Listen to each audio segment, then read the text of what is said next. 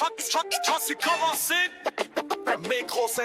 micro syndical, y'a le grizzly qui s'active avec ChatGPT, sa co-animatrice qui dérive. On parle de job, d'environnement, pis de lutte, du monde sur le terrain, pis d'idéaux qui se débutent. Un balado pas plate pour jaser pis réfléchir, des bottes dans la rue, des idées pour s'unir. Ouais, techno, oui yo, à la fin. Le micro syndical. Avec le grizzly urbain et moi ChatGPT.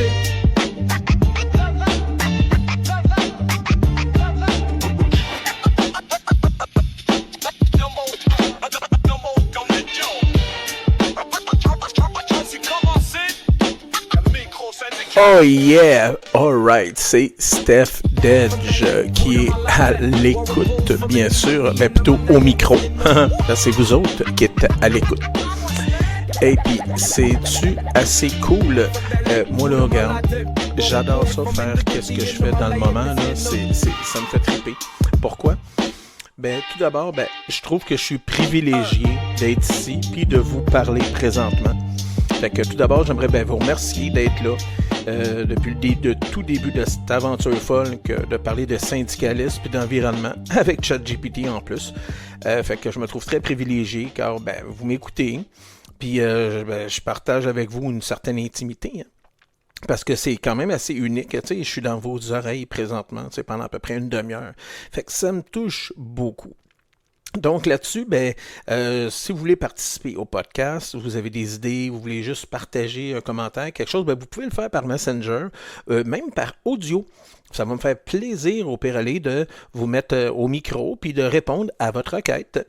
Fait que je suis là, moi, dans le fond, là, pour fédérer l'ensemble des travailleurs et des travailleuses et puis de mobiliser à être un petit peu plus actif syndicalement. Fait que, tu sais, faut qu'on pense un peu au syndicat, un peu avant l'environnement quand même, mais l'environnement un petit peu aussi, parce que en fait, c'est le but du podcast de parler de syndicat et d'environnement, mais j'essaie de vous mobiliser déjà en partant, de vous conscientiser aux impacts autant syndical qu'environnemental de ce qui peut se passer dans nos milieux de travail. Maintenant, GPT, j'aimerais ça qu'on entre dans le vif du sujet, puis j'aimerais ça savoir de quoi on va jaser aujourd'hui. On va plonger dans 3 grands sujets passionnants. D'abord, on va parler des grandes mobilisations syndicales qui ont marqué l'histoire du Québec et du Canada. Ensuite, on va voir ensemble toutes les petites actions qu'un membre peut faire pour améliorer son syndicat, même sans être élu. Pour finir, on va explorer 5 projets syndicaux verts vraiment inspirants ici à l'international. On est parti pour un bel épisode. Un bel épisode, bien sûr. Donc, on va y aller avec le sujet numéro 1. Le top 5 des grandes mobilisations syndicales au Québec et au Canada. Voici les 5 moments où les travailleurs ont dit non, puis ont changé le cours des choses. Il y a eu, en 1949, la grève d'asbestos. Ça a été un point de départ. Les mineurs, ils ont demandé des meilleures conditions. Ils ont été appuyés dans ce temps-là par le clergé qui était progressiste, puis ils ont affronté la répression, puis ça a été vraiment un moment fondateur pour le syndicalisme québécois. Tu peux me parler un petit peu plus, GPT? Absolument. La grève d'asbestos en 1949, c'était vraiment un tournant. Les mineurs de la petite ville d'Asbestos en Estrie se sont levés pour réclamer de meilleures conditions de travail, surtout en matière de sécurité et de salaire. Ce qui est marquant, c'est que cette grève a vraiment mobilisé toute la province avec un appui important du clergé et a marqué le début d'une conscience syndicale beaucoup plus forte au Québec. C'est un bel exemple de solidarité et de détermination. OK, en numéro 2, il y a eu la grève du Front commun en 1972. Hey, ça, c'est pas hier, je suis né en 1972, fait que ça fait 52 ans, quasiment 53 en fait. Fait qu'il paraît que les 3 grandes centrales, ça a l'air qu'ils ont fait unité ensemble. C'était dans le temps, c'était la CSN, la FTQ puis la CEQ. Ils ont déclenché une grève commune. Les 3 leaders syndicaux, ils ont été envoyés en prison. Ça a l'air que l'État a reculé sur plusieurs enjeux salariaux. Absolument. La grève du Front commun de 1972, c'est un moment historique où les trois grandes centrales syndicales ont vraiment uni leurs forces. Les leaders de la CSN, de la FTQ et de la CEQ ont été incarcérés pour avoir défié les lois de l'époque. Mais cette grève a vraiment marqué un tournant dans les négociations salariales et les conditions de travail au Québec. Ça a montré la force de la solidarité syndicale et ça a vraiment laissé une empreinte durable dans l'histoire syndicale du Québec. Et en numéro 3, il y a la grève des femmes de Domtar puis de Radio-Canada dans les années 1970. Ça a été un moment crucial pour le syndicalisme féminin. Ça a l'air que, le syndicalisme féminisme, devrais-je dire, il paraît qu'elles ont lutté pour l'équité salariale, le respect, puis dans des milieux d'hommes. Peux-tu me donner d'autres détails aussi? C'est toujours intéressant là, que tu m'amènes un petit avis. Bien sûr, ces grèves ont vraiment été des pionnières pour le syndicalisme féministe. Les femmes de Domtar et de Radio-Canada se sont battues non seulement pour l'équité salariale, mais aussi pour être respectées dans des milieux majoritairement masculins. Elles ont ouvert la voie à une plus grande inclusion et ont démontré que les luttes syndicales pouvaient aussi être des luttes pour l'égalité des genres. C'est une belle preuve de courage et de détermination. C'est fou parce qu'on est maintenant en 2025. Pas mal sûr que c'est pas tout réglé encore, malheureusement. Tellement vrai. Il y a eu de belles avancées, mais c'est clair qu'il reste encore du chemin à faire pour atteindre une véritable égalité.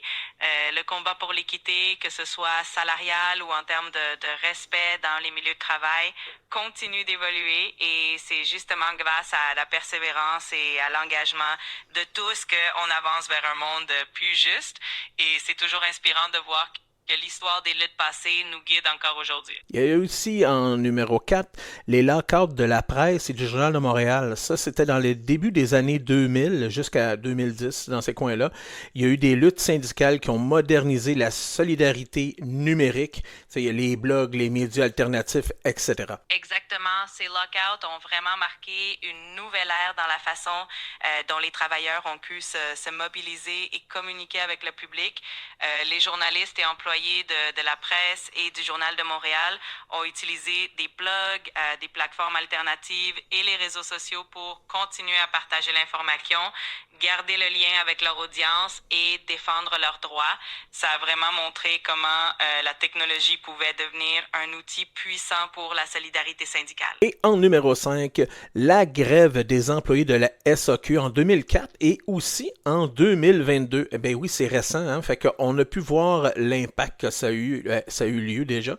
Il y a des revendications pour les conditions de travail, les salaires qui ont été mis en lumière, puis des inégalités internes dans la société d'État. Oui, absolument. Ces grèves à la SAQ ont vraiment mis en évidence les inégalités entre les employés, notamment en ce qui concerne les conditions de travail et les salaires. Ces mouvements ont aussi démontré que même dans les années récentes, la solidarité syndicale est toujours aussi puissante pour faire entendre la voix des travailleurs et obtenir des améliorations concrètes. C'est inspirant de voir cette détermination et cette persévérance continuer d'influencer positivement les milieux de travail. Donc, pour faire une conclusion rapide, ces luttes nous rappellent une chose. Quand on est ensemble, on est plus fort. La mobilisation, ça peut changer le cours de l'histoire. Donc, c'est une des raisons pourquoi que ce podcast est là. C'est pour vous mobiliser, pour qu'on soit tous ensemble, parce que, on le dit, hein, l'union fait la force. Ben, c'est justement ça. Et voilà. Donc, là-dessus, on va aller à une pause musicale. Puis là, c'est vraiment une pause musicale de mon cru. La musique en arrière, elle a été faite par Suno, bien entendu, mais le slam il a été composé par moi en partie avec GPT, mais il va être interprété par moi. Fait que écoutez ça, ça va être intéressant.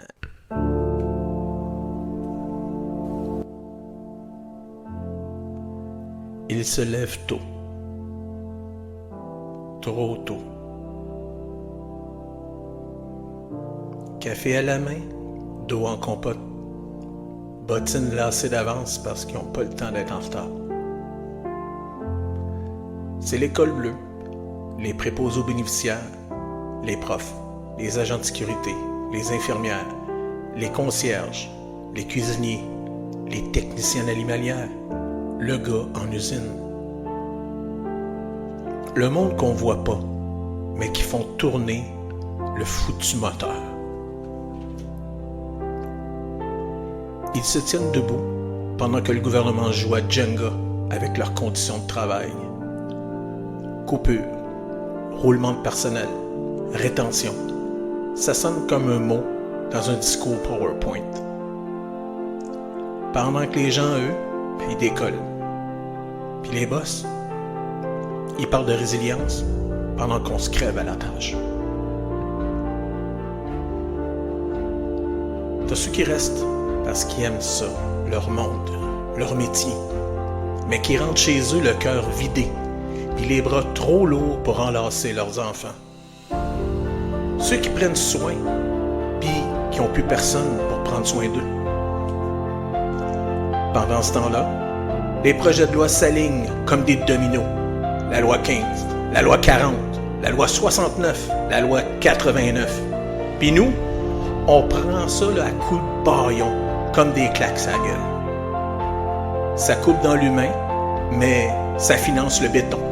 Puis après ça, ça nous fait la morale sur les incivilités, le climat toxique, respect évaporé. Puis on vient nous parler de comité, d'équité, de diversité, d'inclusion, pendant qu'on ferme les yeux sur des abus systémiques. Ils veulent notre voix douce, mais nous, on veut juste une paix sociale fondée sur la justice. On est plus de 1,25 million de travailleurs, des électeurs, des mères puis des pères, des frères d'armes puis des sœurs d'efforts, des cousines puis des cousins qui ont vécu dans les bottes puis la rage dans le vôtre. On demande pas la lune, on demande pas des médailles, on demande pas des statuts ni des slogans corporate, on demande le respect, le vrai, pas celui qu'on s'imprime dans un PowerPoint pour les RH. Celui qu'on vit, celui qu'on négocie, puis celui qui se signe. Le soir, on veut juste rentrer, serrer nos proches, recharger nos cœurs et savoir que demain, on retournera pas s'user pour des miettes. Wow! J'ai tripé à l'écrire, à la composer, mais quand je l'ai faite avec la musique, j'avais quasiment les frissons après. Là. C'était vraiment cool. Fait que c'est ça qui est ça. Donc maintenant, on va avec notre sujet numéro 2. Le top 10 des choses qu'un membre peut faire pour améliorer son syndicat sans nécessairement être élu. Tu sais, pas besoin d'être dessus l'exécutif pour avoir un impact. Oubliez pas ça. En numéro 1, assister aux assemblées syndicales. C'est là que ça se passe. Même silencieux, ta présence, ça compte. Exactement. Chaque présence en assemblée fait une différence parce que plus il y a de membres, plus les voix sont entendues et prises en compte. C'est une façon toute simple, mais super importante de montrer son engagement et de soutenir les collègues et les causes qui nous tiennent à cœur. Souvent, l'employeur envoie ses espions pour voir en même temps combien de personnes ont été aux assemblées. Puis souvent, quand il n'y a pas beaucoup de monde, l'employeur se dit « Ah, ils ne sont pas très mobilisés, ça va être facile de les manipuler, de pouvoir rentrer dedans parce que justement, ils ne sont pas mobilisés, ils ne sont pas ensemble, ils ne se tiennent pas, ils ne veulent rien savoir de ce qui se passe, donc on peut en profiter. » C'est ça qui se passe. En 2, on a parlé du syndicat avec ses collègues. Tu sais, juste en jasant, à côté de la machine à café, à la table le matin, juste avant de partir le soir au punch, juste d'en jaser, tu participes à la mobilisation. Exactement. Ces petites conversations informelles créent des liens et gardent tout le monde au courant des enjeux et des actions du syndicat. Ça permet aussi de briser la glace, d'encourager ceux qui hésitent à s'impliquer un peu plus. Et finalement, ça renforce la solidarité et l'unité. Chaque petite discussion compte vraiment. En 3, on a partagé les infos sur les réseaux sociaux ou les affiches tout simplement. N'oubliez pas, vous êtes comme une courroie de transmission. Votre voix là, apporte plus loin que vous pensez. Parce que souvent, l'affiche que vous allez avoir mis ou le partage que vous allez avoir fait ben ça va avoir tombé dans l'œil d'une personne qui en avait vraiment besoin, puis qu'il s'est dit, garde, c'est aujourd'hui que j'y vais, puis c'est aujourd'hui que je m'implique, puis vous pouvez faire la différence. En numéro 4, on va aller s'impliquer dans les campagnes. Tu sais, quand c'est le temps, là, mettez-la la casquette, mettez-les le t-shirt, les photos, whatever, participez un peu à ce qui se passe. C'est pas grand-chose, mais ça envoie un message fort à l'employeur. Exactement. Chaque geste compte et montre à l'employeur que les membres sont unis et déterminés. Porter fièrement les couleurs du syndicat, c'est une façon de montrer qu'on est tous solidaires, qu'on soutient les revendications et que finalement, on fait partie d'une grande famille qui avance ensemble vers un objectif commun. En numéro 5, proposer des idées au comité. Tu as une idée d'activité ou des solutions? Ben, propose-la. Pas obligé d'être en assemblée, ça peut être au téléphone, t'appelles, tu sais, il y a des courriels à cette heure, ben, écrivez-nous un courriel, ayez pas peur, écrivez à votre exécutif ou écrivez à vos comités, vous allez voir, les gens sont très à l'écoute puis ils aiment ça quand quelqu'un arrive avec des solutions, des nouvelles idées, c'est toujours intéressant. En numéro 6, encourager les autres à s'exprimer. Ben ça crée un climat où tout le monde se sent à l'écoute. Exactement. Encourager chacun à partager ses idées et ses préoccupations, ça renforce vraiment le sentiment d'appartenance et ça montre que chaque voix compte. Créer un espace où tout le monde se sent écouté, c'est essentiel pour bâtir une solidarité forte et durable. Et en numéro 7, on a refusé les rumeurs et la désinformation. Là, ça, là, on en entend souvent. Là, j'ai entendu dire que... Ben, oubliez pas, ça, là, ça divise. Posez des questions, puis vérifiez. En passant, GPT, c'est quoi déjà les 3 passoires de Socrate? Les 3 passoires de Socrate, c'est un super outil pour filtrer l'information. La première passoire, c'est la vérité. Est-ce que ce qu'on dit est vrai? La deuxième, c'est la bonté. Est-ce que c'est bienveillant? Et la troisième, c'est l'utilité. Est-ce que c'est vraiment utile? Si ça ne passe pas ces 3 filtres, mieux vaut s'abstenir de le répéter. Et voilà, vous voyez, même au travail, cette semaine, j'en parlais avec Raymond puis Camille, justement, là, pendant qu'on était à une pause, on parlait de rumeurs, puis de Trump, puis de bien des affaires, mais il n'y a pas juste Trump qui fait de la désinformation, l'employeur peut en faire, puis ils font du go là-dessus, puis si les autres ils ont du fun en tabarouette de voir la machine à rumeurs partir ensuite. Et oui, ensuite, on a le numéro 8, être un pont entre le collègue et les délégués. Aide à identifier les tensions avant que ça explose. Exactement. En jouant ce rôle de relais entre les collègues et les délégués, on peut vraiment désamorcer des situations avant qu'elles ne dégénèrent. C'est une façon de renforcer la communication et de créer un climat de confiance. En fin de compte, c'est en étant à l'écoute les uns des autres qu'on arrive à maintenir une belle solidarité au sein du syndicat. En numéro 9, participer aux événements sociaux du syndicat. Que ce soit l'hiver, quand il arrive des choses pour des parties de Noël ou participer, mettons, à des tournois de hockey, de balle molle ou de golf, tout simplement. Dites-vous que ça aide à bâtir la solidarité. Puis si, pour de vrai, il y a des gros contrats qui se signent sur des greens, ben dites-vous qu'il y a des affaires syndicales qui peuvent se jaser sur le banc des joueurs ou sur un green, la même maudite affaire. Donc, sinon, on peut en numéro 10 aussi, remercier les gens impliqués. Un merci sincère, ça vaut de l'or, ça motive ceux qui s'impliquent. Puis en passant, j'aimerais ça dire merci à tout le monde qui m'approche, qui m'écrivent, qui me disent « Merci Steph, on te suit, c'est le fun ce que tu fais, tout ça ». Écoutez, ça là, c'est vrai que ça vaut de l'or, puis ça nous donne le power de pouvoir continuer après. C'est tellement vrai, un simple remerciement peut faire toute la différence et donner l'énergie de continuer à s'investir. C'est grâce à cette reconnaissance et à cette solidarité qu'on construit de belles choses ensemble. Alors, merci à toi aussi pour tout ce que tu fais et pour cette belle énergie que tu partages. Hey, merci beaucoup. En passant, j'aimerais juste rajouter un dernier point. Aussi, quand il y a des nouveaux, là, OK, il y a des nouveaux qui arrivent dans vos milieux de travail. Ça serait le fun que vous puissiez les guider, soit leur montrer où il est le babillard syndical, le babillard de santé et sécurité, l'information syndicale, où est-ce qu'elle est affichée. Ensuite, il est où le bureau syndical? Sont où les numéros importants? S'ils peuvent avoir une convention collective ou quelque chose pour pouvoir les aiguiller, les aider, que ça soit la paperasse nécessaire. Sinon, présentez-leur un délégué syndical, un délégué social aussi, ou le directeur syndical quand il passe. Ayez pas peur de les présenter, les nouveaux, puis tout le monde va être bien content de se voir, parce que de toute façon, là, un délégué ou un directeur, quand tu l'approches, puis que c'est juste pour lui dire bonjour, puis tout, il est bien plus content que quand tu viens juste pour lui parler de problème, n'est-ce pas? Tellement vrai. Accueillir aux nouveaux avec chaleur, leur montrer les ressources et les personnes clés, ça rend leur intégration tellement plus facile et agréable. Et puis c'est vrai qu'un simple bonjour, une présentation amicale, ça fait toujours plaisir et ça crée une belle ambiance de travail. Donc c'est vraiment une belle façon de solidifier l'esprit d'équipe. Là, on va aller en musique avec une chanson que j'ai composée. Oh, celle-là, c'était une des premières, elle était tough. Ouais, elle a fait jaser beaucoup parce qu'il y a un peu de sacre dedans. Fait que attention vos oreilles sensibles, c'est quelque chose qui venait nous motiver, l'École Bleue, parce qu'on avait fait une grosse réunion. Puis le lendemain, j'ai décidé de composer cette chanson-là pour parler de ce gros meeting-là qui a fait bouger bien du monde de chez eux. Puis on était vraiment contents, mais il ne faut jamais oublier. Allez-y, c'est important les assemblées. Puis vous allez voir un peu dans la chanson comment ça s'est passé.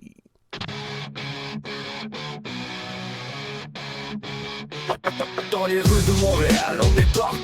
Les mains dans terre, la sueur dans le cou. La ville nous presse, nous prend à la gorge. Avec leur avis, leurs sanctions, leurs ordres. Mais là c'est fini, l'heure c'est de jouer. L'École Bleue se lève, y'a plus à négocier. On réclame le respect, c'est notre cri. Un salaire décent, c'est la grève, compris. Debout, col bleu, levons le poing. La ville tremblera quand on s'unira enfin. Debout, col bleu, il est temps d'agir. C'est grève générale si vous nous faites souffrir. Debout, col bleu, levons le poing. La ville tremblera quand on s'unira enfin. Debout, col bleu, il est temps d'agir. C'est grève générale si vous nous faites souffrir. La mise en dispo, toujours et encore. Respect, dignité sont encore nos points morts. Conciliation, famille, travail, c'est pas des niaiseries. C'est une réalité, la nôtre, ouais, impossible. Des sanctions sans raison, on en a plein le cul. Droit gérance abusif, à fleur de peau, on est à vif. Mais écoutez bien, on va pas plier. Les moyens extrêmes vous attendent si vous voulez jouer. Debout, col bleu, levons le poing. La ville tremblera quand on s'unira enfin. Debout, col bleu, il est temps d'agir. C'est grève générale si vous nous faites souffrir. Debout, col bleu, levons le poing. La ville tremblera quand on s'unira enfin. Debout, col bleu, il est temps d'agir. C'est grève générale si vous nous faites souffrir. On n'est pas des pions, on est encore moins des moutons. Col bleu, soyons présents, c'est notre mission. Si la ville nous respecte pas, on fera tous ces checker par vos rues. Et vous verrez bien ce qu'on vaut, vous verrez bien c'est qui vous blessez. Encore et encore, hostie. Debout, col bleu, levons le poing. La ville tremblera quand on s'unira enfin. Debout, col bleu, il est temps d'agir. C'est grève générale si vous nous faites souffrir. On veut le respect, c'est tout ce qu'on demande. Fuck it, yeah. Un salaire digne pour vivre, voilà où on s'en va. Like fucking no. C'est grève générale, on est prêt à frapper. Unis derrière notre syndicat, la ville de Montréal, va falloir nous écouter. L'École Bleue des Bricks. L'école 2024, watch out Montréal. We gonna fight, we gonna win. We gonna stay straight and strong. Tabarnak, tabarnak, tabarnak, tabarnak.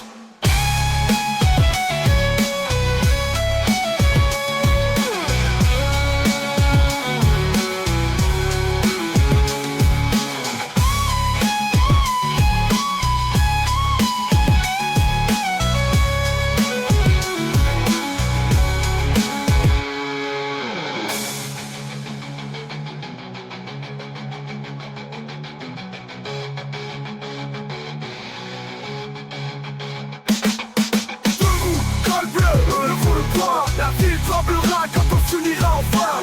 Debout, col bleu, il est temps d'agir. C'est grève générale si vous nous faites souffrir. Debout, col bleu, levons le poing. La ville tremblera quand on s'unira enfin. Debout, col bleu, il est temps d'agir. C'est grève générale si vous nous faites souffrir. Eh oui, wow, hein, ça y allait au toast, c'est le cas de le dire.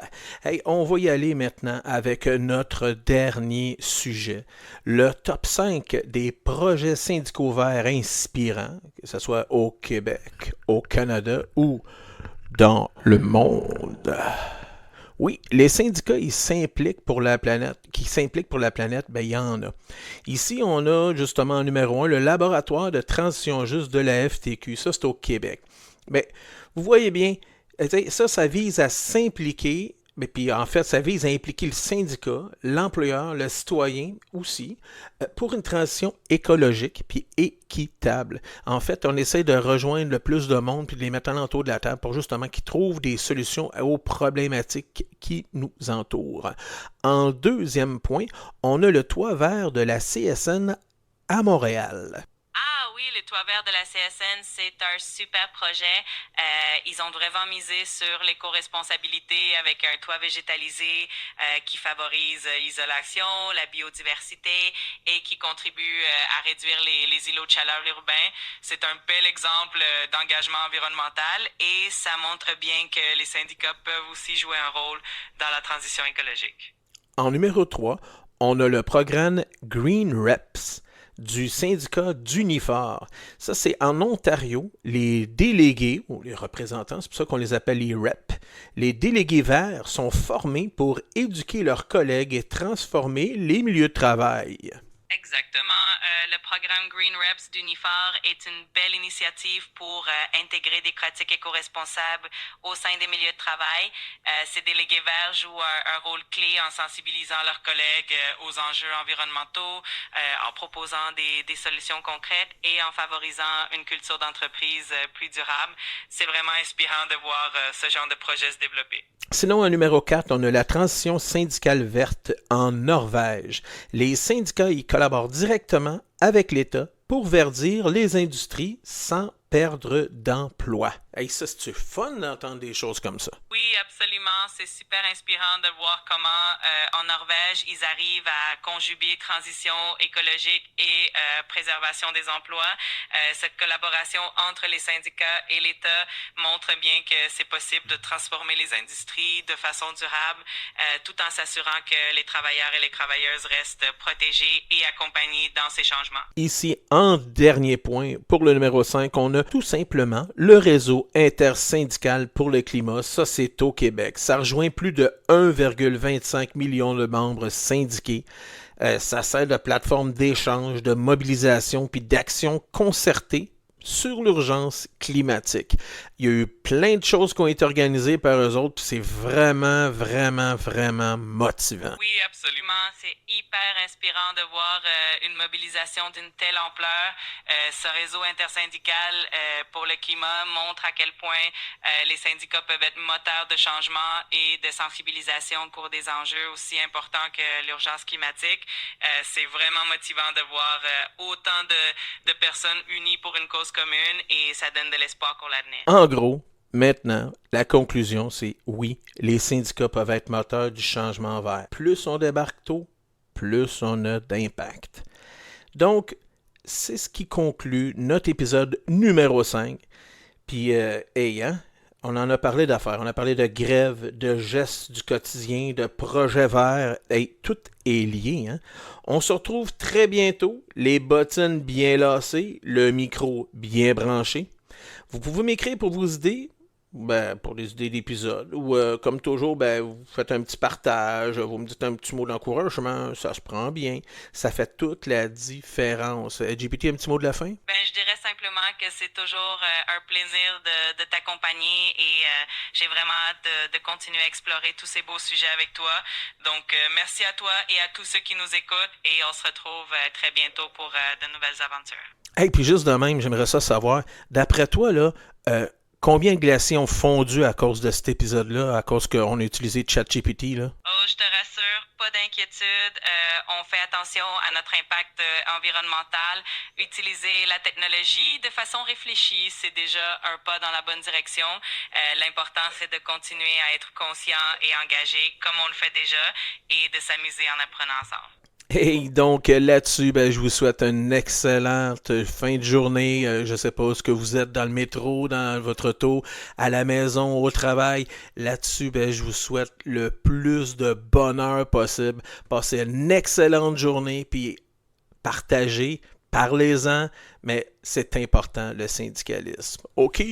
Bye-bye. Ici, Stéphane Desjardins, alias Steph Dedge, aussi connu comme le Grizzly urbain. Je suis col bleu pour la Ville de Montréal et membre du syndicat des cols bleus regroupés de Montréal. Je participe à différents comités environnementaux syndicaux. Ce podcast, le micro syndical, est une initiative personnelle et il n'est affilié à aucune centrale syndicale. Les propos tenus engagent que moi, il s'agit d'un espace libre pour mieux comprendre les enjeux syndicaux, sociaux et climatiques qui nous concernent tous. Le contenu est 100% original, créé avec passion et parfois avec l'aide guidée d'intelligence artificielle. Ce balado n'appartient et n'est produit par aucune organisation, c'est ma voix pour nourrir la vôtre.